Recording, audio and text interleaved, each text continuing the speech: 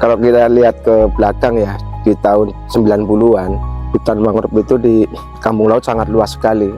Setelah di tahun 94 itu ada selain pembalakan juga dibuka besar-besaran, dijadikan lahan budidaya oleh para investor, sehingga itu yang mengakibatkan kerusakan yang sangat fatal.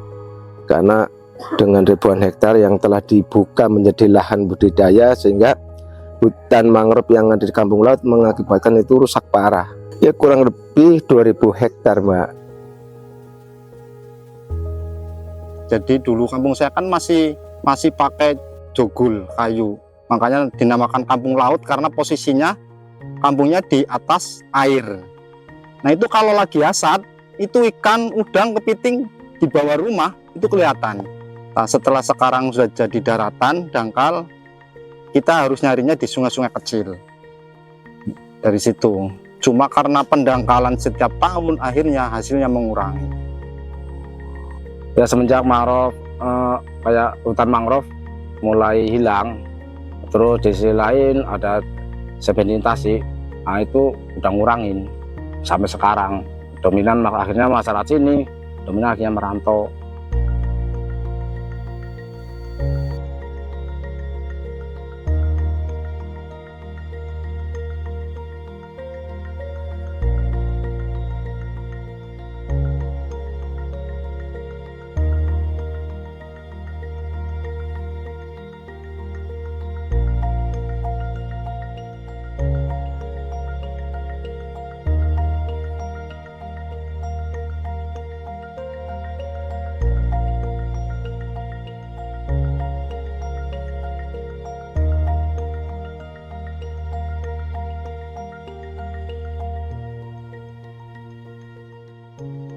Tujuan utama kita yaitu untuk memperbaiki kondisi alam yang rusak, karena fungsi mangrove sendiri itu kan sebagai pemijahan, terus tempat pencari makan ikan, kepiting, udang, dan lain sebagainya. Jadi sehingga perlu kita tetap jaga, lestarikan gitu kan. Habitat mangrove yang rusak itu, mangrove tidak bisa regenerasi secara alam karena lahannya itu sudah tertutup oleh gulma.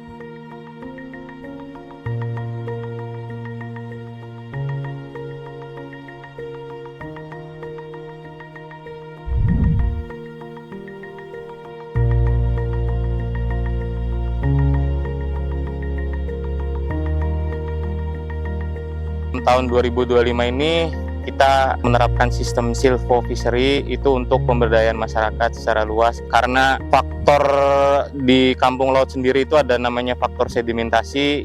Kita mencoba untuk cari jalan alternatif untuk mensejarahkan masyarakat dengan cara menerapkan sistem silvofishery.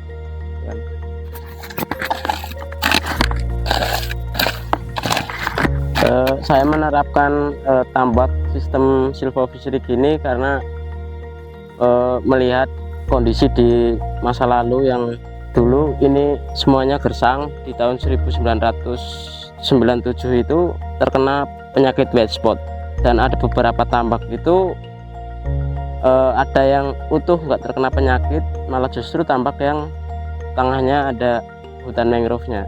Jadi dari sisi situ kita belajar juga.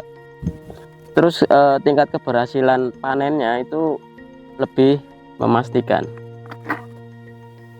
Kalau untuk lingkungan nggak begitu terdampak karena kita kan juga menjaga ekosistem mangrove-nya juga.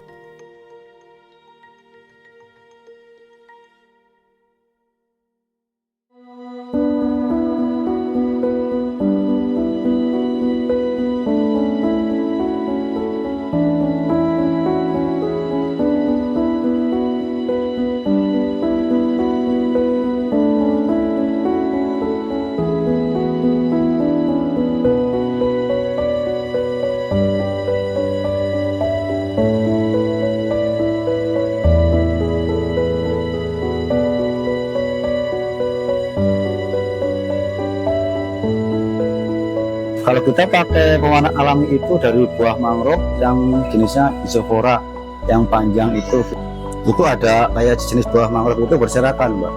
Udah pada jatuh kita ambilin, terus kita geprek, nanti kita potong-potong, terus kita geprek, kita jemur. atau jemurnya itu 3 hari itu baru direbus.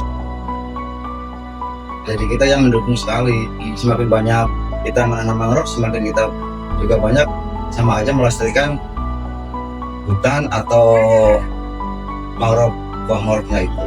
Soalnya kan kita bahan bakunya mangrove, semakin banyak menanam kita semakin banyak buah yang kita ambil.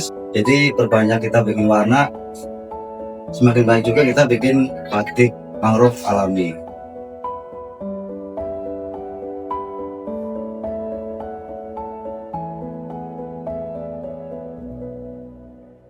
Kami punya 5 produk dari mangrove, ada keripik jeruju, ada stik putut, ada pangsit jeruju, ada sirup bogem, terus ada kerupuk kerang bakau. Iya, kalau yang stik putut kan itu dari buah putut, itu diambil buahnya. Kalau yang jeruju itu dari daunnya.